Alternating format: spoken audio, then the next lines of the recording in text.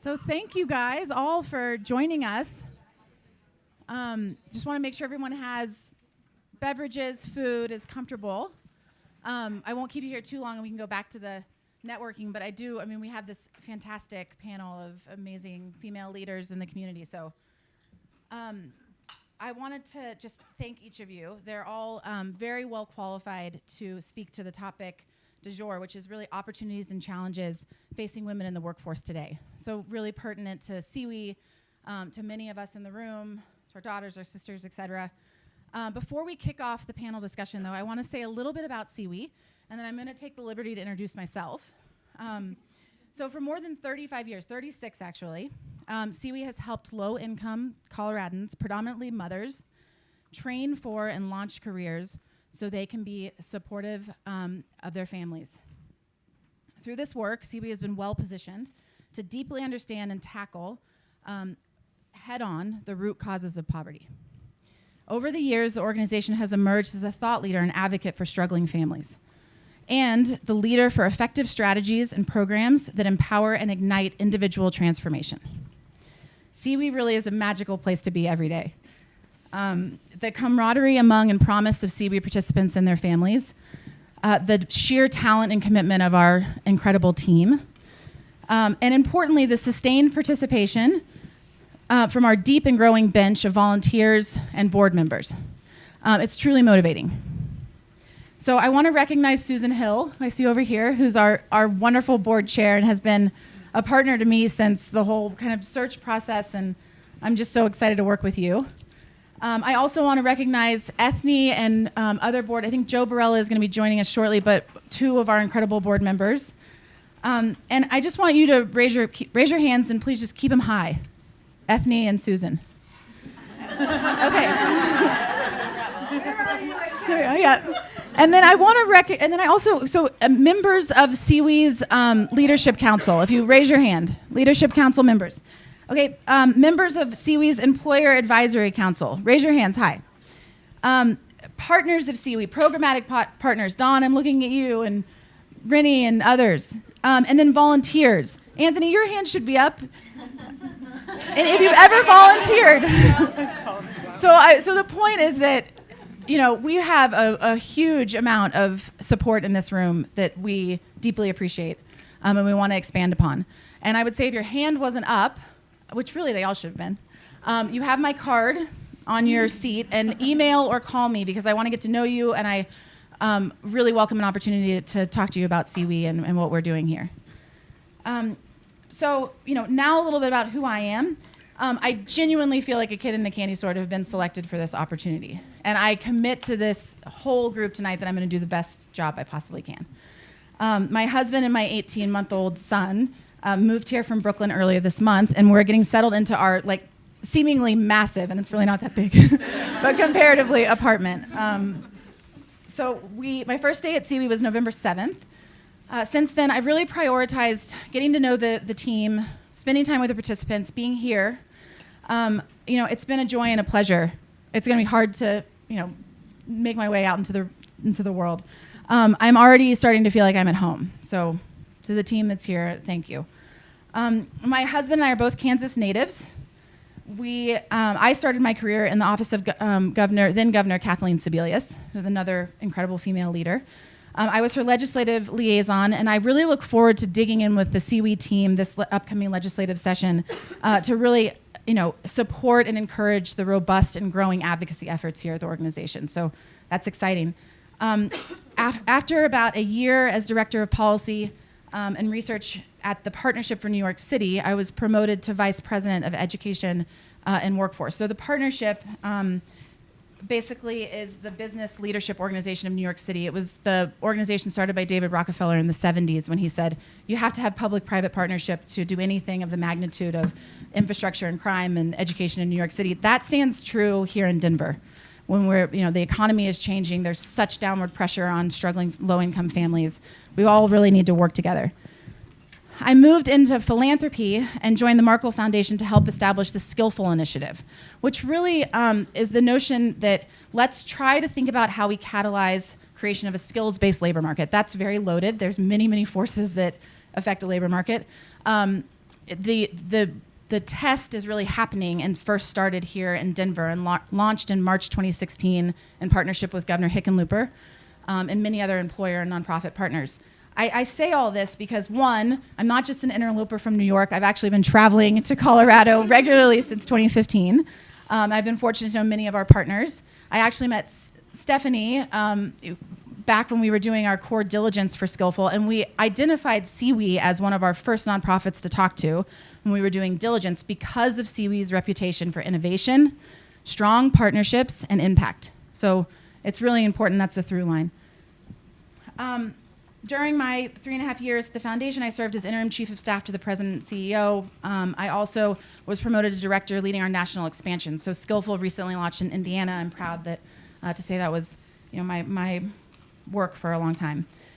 What excites me most about my position at CWEE and joining the team here is to be closer to the core beneficiary of our collective efforts. I believe deeply in the exponential potential of the human spirit. I believe with conviction that given the right supports and tools, people can achieve their dreams and their goals no matter where they come from. So looking into the near future, I believe CWEE is poised and really well positioned to consider the next chapter. And in the next chapter in the context of a rapidly changing labor market. We have an incredibly strong legacy and foundation to build upon, and we're gonna do just that this spring as we move through strategic planning. The through line of my career has been working with strong female leaders. So to bring back to tonight's topic, I would be remiss not to recognize a true leader among us. So Lori, would you stand up and just indulge me for a minute? Please, please, please, please. Yes. So thank you, Lori. Lori Harvey, I mean, you all know, longtime 35-year CWEE CEO. I have huge shoes to fill. Thank you for all you've done to welcome me. I really appreciate it. And I need and want your wise counsel moving forward. You have a special place here at CWEE. So we'll continue what we started at lunch yesterday. At lunch yesterday. Yes. And I'll tell you a little secret. Okay. I'm parked in your parking space. Yes, I was hoping that was you. No, we That's don't have a wonderful. car. I don't have a car. I know. That's fine. That's the only reason. She doesn't have a car yet, so I won't do that anymore. It's perfect. It's perfect. Yes, yes. Okay, so without further ado, it's a pleasure to introduce our panelists. So we have Sha Ma, former vice president of software engineering at SendGrid. We have Danielle Shoots, vice president of finance and business operations at Comcast. And we have Comcast, lots of Comcast connections to CWEE. We have a recently minted new board member who comes from Danielle's team. Janice Sinden, well known in the community, president and CEO of the Denver Center for Performing Arts. Thank you for being here. And Elena, CEO of EON Office. I've been practicing with them. Should I try? And Karen and I were practicing. It's okay. I'll get it. Dace.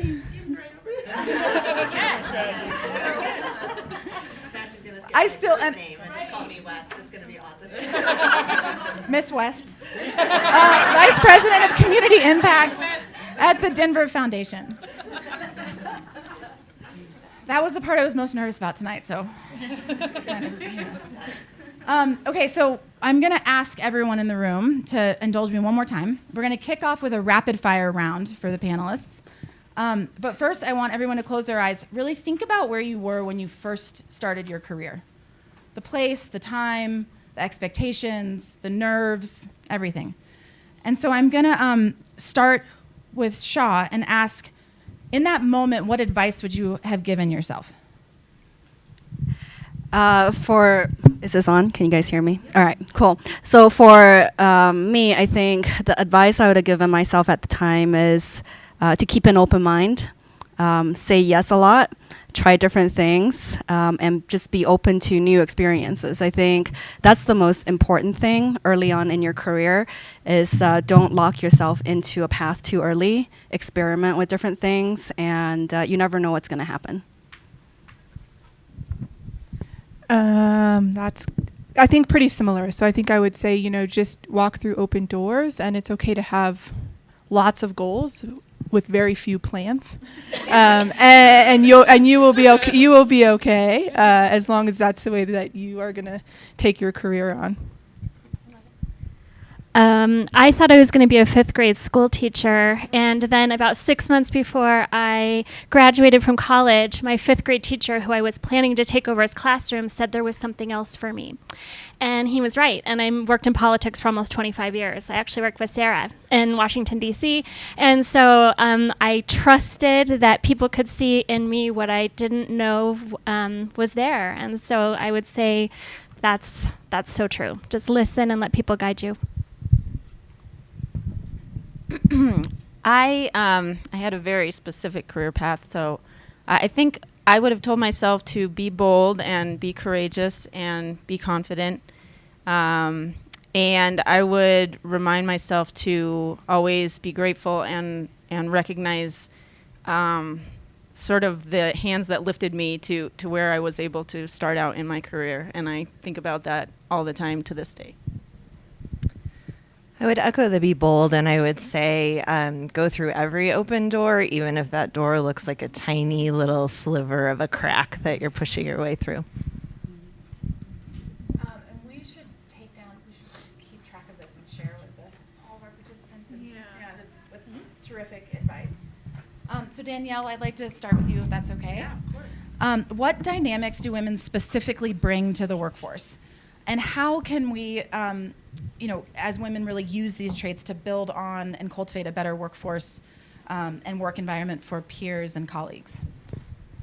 I really, really, really, really love that question because I think something that holds us back is that I think we're taught from a very young age to separate sort of life and who we are as women outside of our career and who we are within our career, as if they're these separate pieces of ourselves. And I think I really didn't start to feel comfortable in my career or start to really grow in my career until I realized that I had all the skills I needed to be where I am today, and I didn't learn many of them in my career.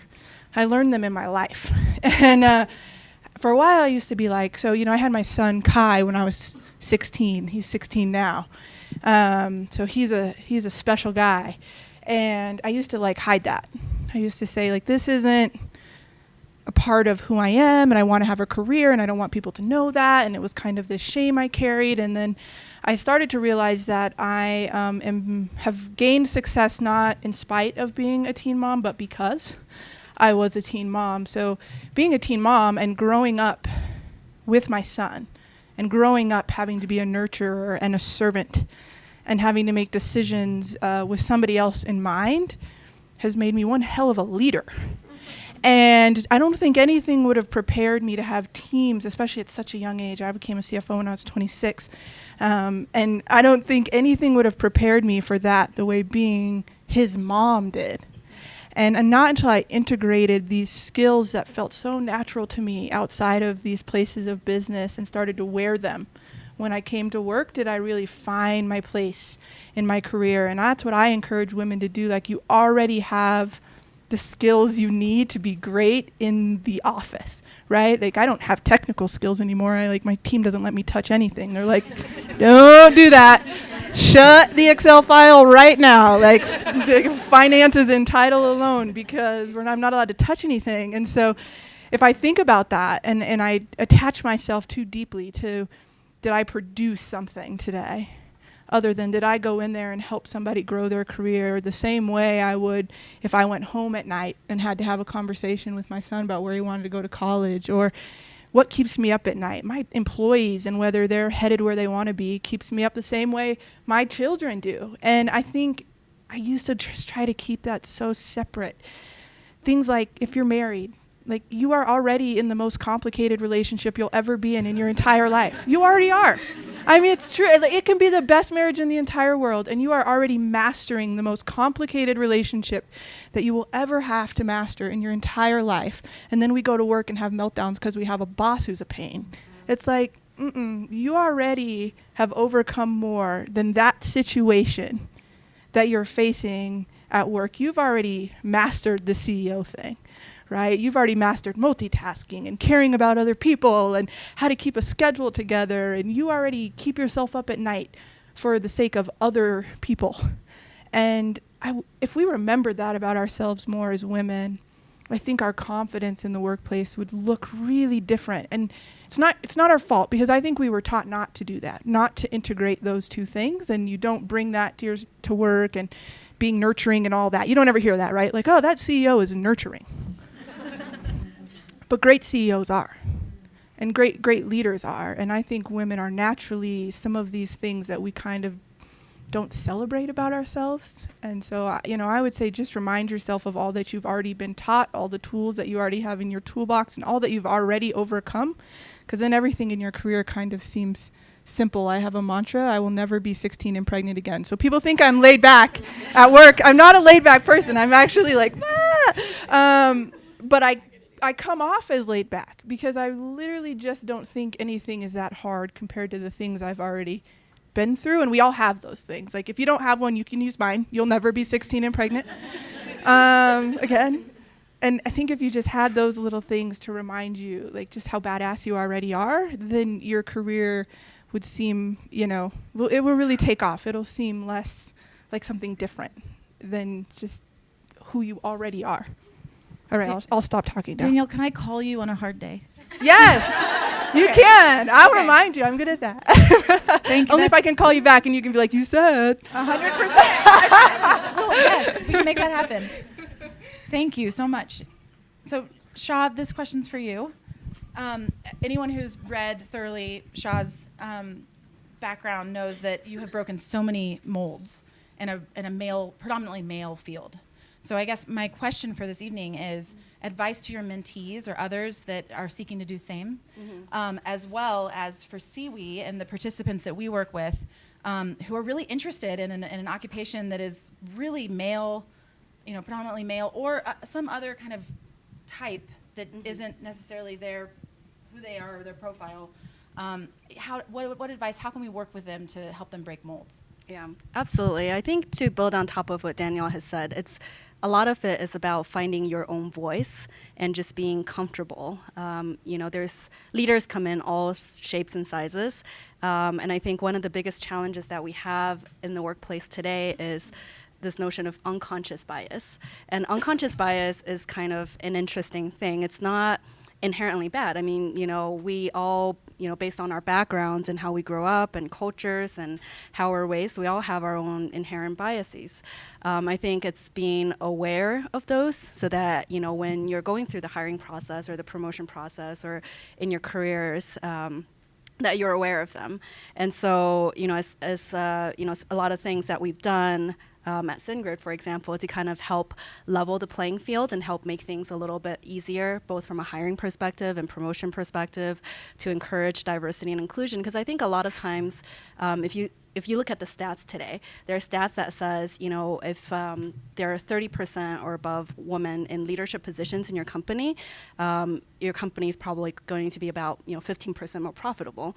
And so I think overall, a lot of companies want to do the right thing these days, but how do we overcome consciousness that we're not even aware about? And I think that's kind of the challenge a lot of times that we face. So a couple of things that, I encourage people to do. One is, basically talk openly about the notion of unconscious bias, share stats. I think we do there are tools that can help us, but we do a lot of things like, if you swap just resumes, the same resume, if you swap out a female sounding name with a male sounding name, the chances of that resume getting to the next stage is higher, right? And that shouldn't happen. It's bad for the business because you're not hiring the top talents, and it hurts individuals who are well qualified for those positions. So how do we overcome those, systematically? How do we introduce those into our businesses to help, bring in qualified candidates? So we've been leveraging a lot as we've revamped our hiring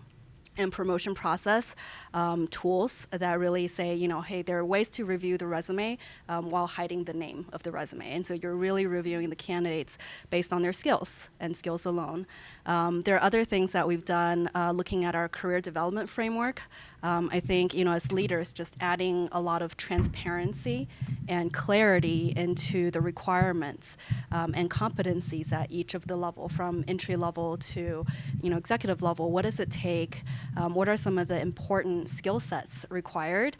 So we've actually went through an entire process of actually revamping our promotion and career development framework, where for each level we actually identified 13 competencies, as well as examples of those competencies. So we can say, hey, as an entry-level position, what is expected of you is from a communications perspective, from accountability perspective, and that's very different from a more senior level position. And we have examples that says, from a brand ambassador and external communications perspective, maybe an entry-level position, you're supposed to represent your company well in public forums, but as an executive, you're expected to be an industry expert and give speeches in the industry about your domain.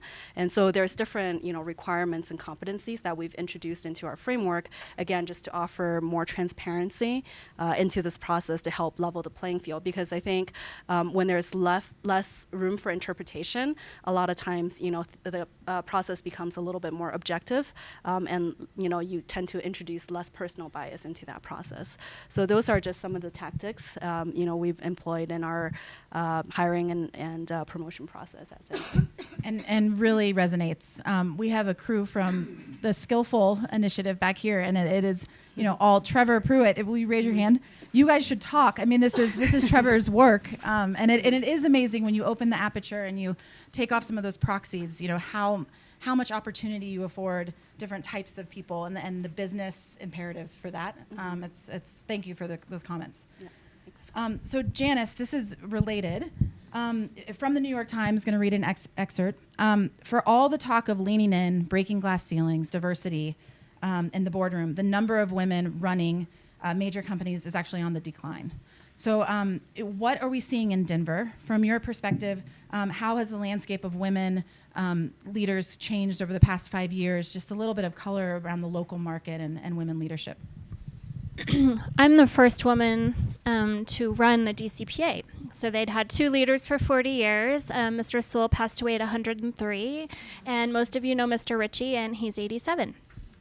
So, and Mary Pat was a longtime board member, and so she knows that there's a culture and there is positions of power that go along with a large anchor institution like that have been really supported by a lot of men in the community to elevate the profile of it, but how brave they are and how thoughtful I think they are in saying we're going to do it differently. And so I don't take a day for granted that I get to be part of the change and hopefully be a role model for women of all ages and all backgrounds and socioeconomic positions, and really do everything that I can to support the women in our organization. Before I worked for the mayor, I also ran a group called Colorado Concern, and it's kind of the titans of industry. It's people that have a lot of political influence, and they are generally big, huge AAA plus personalities. And until I ran that organization, they'd never had a woman on the board, and they didn't have anybody of color. And so that was a really important opportunity for me to not only help get the first woman on the board, but also help introduce people of color into our organization.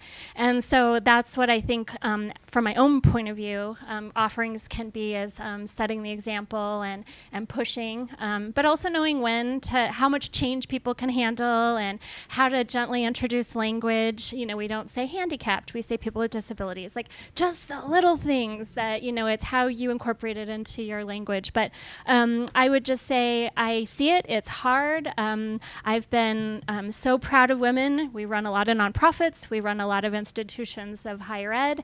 It's hard for us to run corporations. And so I think that that's a huge opportunity. I think with Kelly Bruff being at the Denver Chamber and Tammy Dorr running the Downtown Denver Partnership, and those women helping other women see that there is a path forward in corporate leadership is really important. But, it's not asking for permission. It's just showing up. And so yay for you, right? Yay for you. Yeah. Yeah. Elena, I'm going to move to you next. So would you talk to us a little bit about the unique aspect of women leaders and leadership styles, and really how can we as female leaders harness our innate strengths? Okay, I also really like this question. I had to learn the answer to this question kind of the hard way. And I really enjoyed what you said, Danielle, about how having kids and your personal life helps equip you as a leader. I started my career when I was, my main career when I was just 23. I found myself starting a company and becoming the president and CEO of a company that had 75 employees like the day we opened for business, and it's a very long story how that happened. But like I said, I was 23, and I was hiring a lot of people who were much older, a lot of men. I'm in a male-dominated industry as well. And I was very, very intimidated, both because I was young and because I was a woman. And I honestly think that being a woman was more intimidating to me, because being young, like, you can act mature, you can do some things to sort of gloss that over, but being a woman is what it is. And men, treat you a little bit differently quite often. So anyway, at first I really thought, that being a leader meant embracing a lot of these typically masculine qualities like assertiveness and confidence and strength and the things you typically associate with business leaders because they're usually men. But I found very, very quickly that what people really responded to, what my employees really responded to, what they really seemed to appreciate and value were the qualities that were more natural to me as a woman. Things like being sensitive to what they were thinking and feeling and wanting to know what they were thinking and feeling, asking them questions and listening to what they had to say, thinking that they had a lot of the answers that I needed to learn from, being vulnerable, not being afraid to show that I was a little bit nervous in my position or, being an open communicator, all those things that you typically associate with women, the empathy, the vulnerability, that's really what people responded to. And still to this day, I've now been doing this for 18 years, and we have a lot of women managers in our company, which is awesome. And so I see these same qualities with them. I've seen it in all the boards and committees I've ever served on. Women tend to want to share credit with others. Women want to do work themselves. They're not afraid to roll up their sleeves and do hard work and get their hands dirty and be on that same level with their employees. I find that to be something that women are very comfortable with. I also find that women are very quick to give others credit for successes, and they're also very quick to take the credit for mistakes and failures, and I do think we have to watch that as women, because it's easy to be hard on ourselves, which I am particularly hard on myself, and it's a weakness of mine, and it's something I always have to work on. But I think that also translates into a humility that people really appreciate. And one of my favorite business books and books about leadership is Good to Great, by Jim Collins, I believe. His name just escaped my head. And what he finds in all the highest performing corporations, he if you haven't read this book, I highly recommend it. He really does a very scientific data-based analysis of companies that have outperformed the S&P or whatever the benchmarks were. And what he found was these companies consistently had humble servant-type leaders who weren't in it for their ego, but were truly in it for the good of the organization. And I think that's something that comes very naturally to women. We care. We maybe have that maternal nature. I didn't have kids until I was 36, or 37 actually, I guess. So I was very late to that, and honestly, I found it much more challenging than my career has been. So I totally agree with what Danielle was saying. I was so late to that game because my company was my baby and my work was my life for a long, long time. And now I'm trying to balance those things, and I think that's something else that women leaders have a unique perspective on is maybe we're a mom, maybe we're not a mom, but we can still identify with that position as mom. It's such a unique position to be in, and it's very challenging, and having that empathy for others who have families and personal needs is so important. When you value that time for your employees and you value their personal lives, I think it works wonders in an organization. So I'll stop talking now. It so resonates. I had my 18-month-old here today. I was gonna say, we had a child care snafu, and my husband was at the dentist, and it was like wonderful to know that is possible, and that the team would support me and was actually like excited, and we have that culture. And I know that you have to be so intentional, especially as a small nonprofit, to do things like afford maternity leave and family leave, and support. CWEE has amazing work-life balance, and has really, under Lori and Karen and their leadership, has prioritized that. So thank you. It really resonates. Yeah, I agree. I came from taking my kids to their Thursday swim lessons and had to swing over here because I like to fit those things in, and I'm grateful that I have the flexibility to do that. And then my kids also come to our office all the time, and I think that our employees really appreciate that ability to bring their kids to work or whatever the case may be. So thank you. Well, everyone, when we leave, make sure you check out the CWEE babies wall. That was a real, when I got my tour as part of the interview process towards the end, how do you turn away from that? It's so powerful. So Dace, you have such an amazing vantage point in the community at the Community Foundation, and your responsibility around community impact. So I want to kind of tie it into, from your perspective and your experience, what do you think women leaders and aspiring female leaders face unique challenges in their careers? And if so, specifically help us define those a little bit, and then how can we overcome them to be successful? So kind of more tactics and what you're seeing in terms of programming that might be addressing specific challenges. And all of your thoughts. We want all of your thoughts. Well, I was going to say, first of all, just in response to the last set of comments, the Denver Foundation just successfully took a clause out of our employee handbook that said we would welcome quiet babies in the office. So talk about tactics. Feel like I've just given you some gold.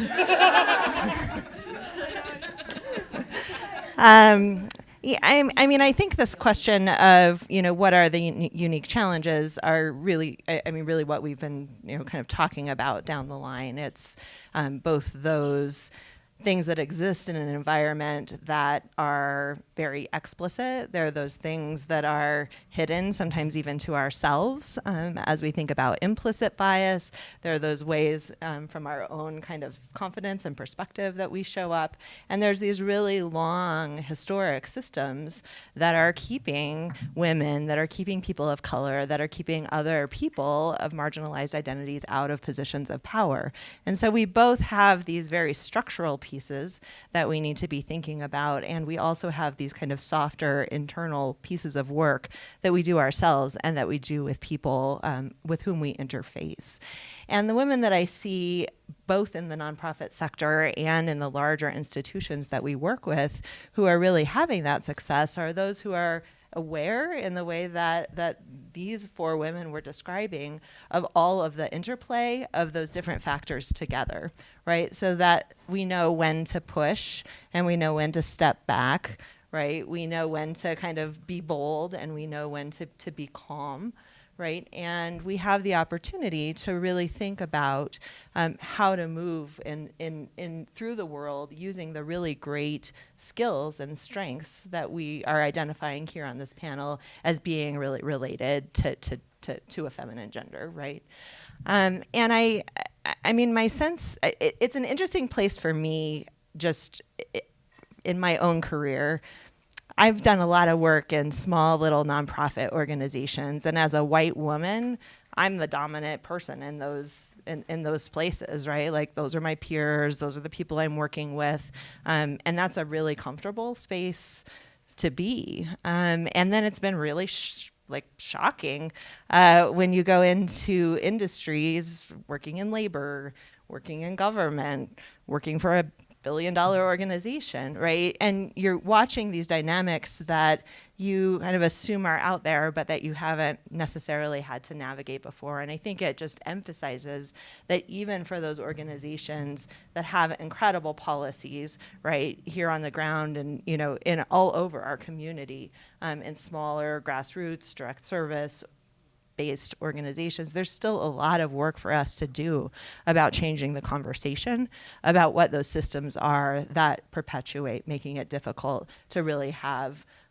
equality in the workplace and really create space for everyone to thrive. And so I see that happening. I see that happening very intentionally in some organizations.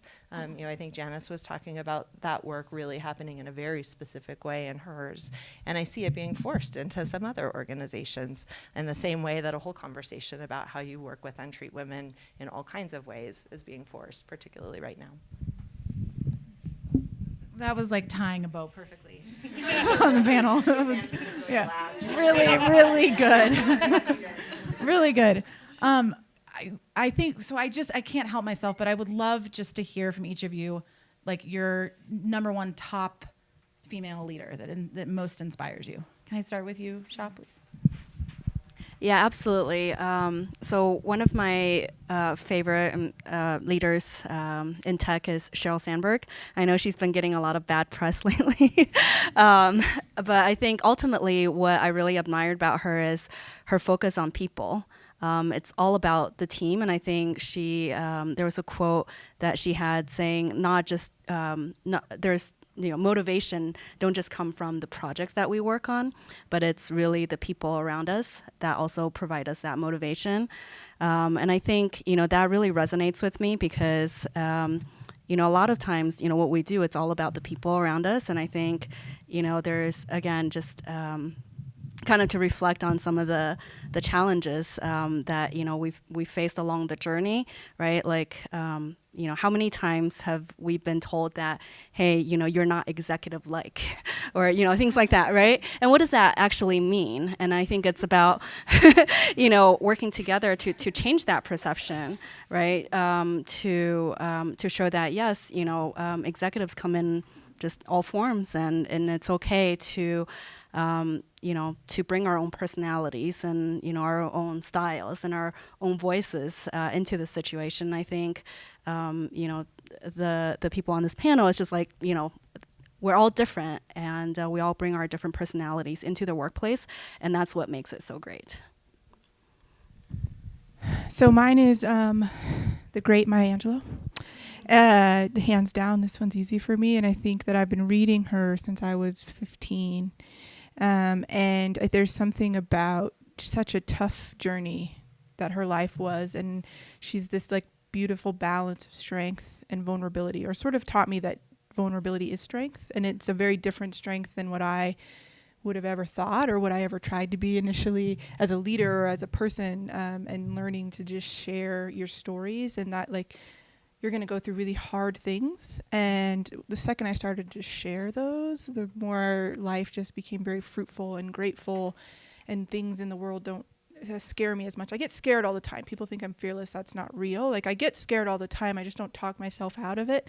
And I think this has really come from reading about this woman who has just found grace and vulnerability in such strength. Like she's just the most powerful person I think I've ever had read a word by, but just it's in a way that is just such vulnerability. It's such like I'm just figuring this out day by day, which is exactly how I feel, and I think she just always created a safe place for me to feel that way. So I've never met her, by the way, so I talk about her like I have, but I didn't get to.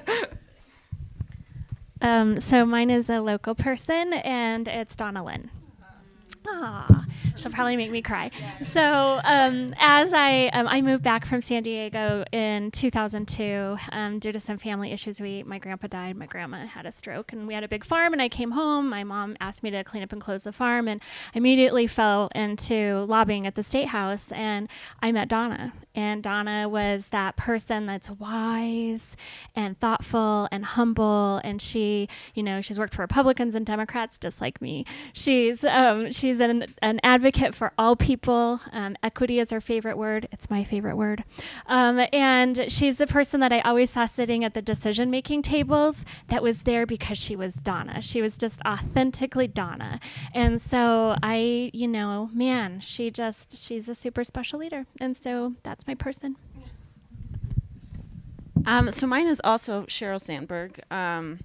Her work, obviously, at Facebook and other tech companies has been super impressive, and definitely has had a lot of controversy come along with it as well. But it's actually been for her writing and her leadership from her personal standpoint that's been really valuable to me. I read Lean In when it came out, and that's been widely criticized for certain reasons. And but I think her intention with that was wonderful, and a lot of what she said was awesome. Just really hit home with me. And so if you're not familiar, her husband unexpectedly died while they were on vacation in Mexico. He was on a treadmill and he dropped dead, and they didn't know exactly why, but I think it was like a heart condition. And I remember when she posted on Facebook, I don't know if you've seen it. If you haven't, you should go read it. She posted, it was, I can't remember in the Jewish religion, there's like a period after a loved one dies, but she was, yeah, it was like there was some period that she had observed, and she decided to speak about it for the first time, speak about the loss of her husband. And it's incredibly powerful. And then she wrote a book called Plan B, which was about the grief that she experienced after the loss of her husband. She wrote that with Adam Grant. We had an employee, one of our senior management team, he unexpectedly lost his 23-year-old daughter earlier this year, just out of the blue. Found her in their basement. It was one of the hardest things I've ever gone through as a business owner, as an employer, because I didn't know what to do. None of us really knew what to do. Like, what do you say? How do you go visit? Do you call? Do you not call? You know, I'm sure many of you have been through similar experiences, but someone recommended that I read Plan B, or that I at least listen to a podcast she did with Adam Grant about grief and the process of grieving, and it helped me enormously to know a little bit better what would be maybe helpful to him in this time. And anyway, so I really appreciate kind of what you said about how she values that personal side of life and people, and how she has done so well with her writing, and she's just such a strong person. And she's also humble. She's willing to take that sort of second in command position, but you know, you kind of feel like she's the adult in the room.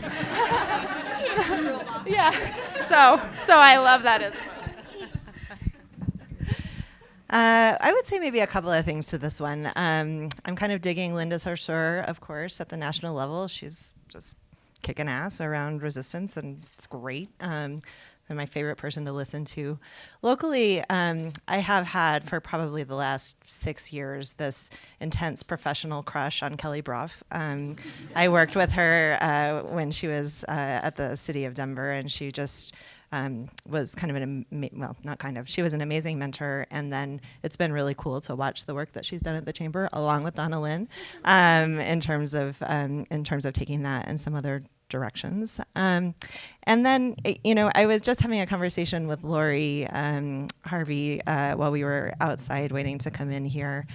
And she was telling me about these kind of monthly get-togethers that she has with this group of women. And she started naming all of the women. And it's this group of 6, 7 people that I attribute all of my early professional growth and development to. I mean, they were my mentors when I came into the nonprofit sector. And to me, it's one of those experiences where it would be impossible really to identify who the woman is that I kind of admire most or have had the most impact, because there's so many women over the course of my life, starting right away when I was 19, 20, a baby, not even really like ready to work, and all the way till now, right? Who hold me up, who keep me there, who help me figure things out. And I am willing to bet that each of you is on that list when someone is asked on a panel, who is an aspiring woman that you look up to. So we are just honored to call you part of the CWEE community and to have this spend the evening with you. Thank you so much for your time. I would be remiss not to thank the team, Catherine from C2, who helped with tonight, Barrett and Emma and Stephanie and Stevie and Anna and the whole Meredith, everyone that's here from the team. Thank you for all the work, and thank you guys for coming. I look forward to working with you, and let's keep drinking wine and talking and getting to know each other.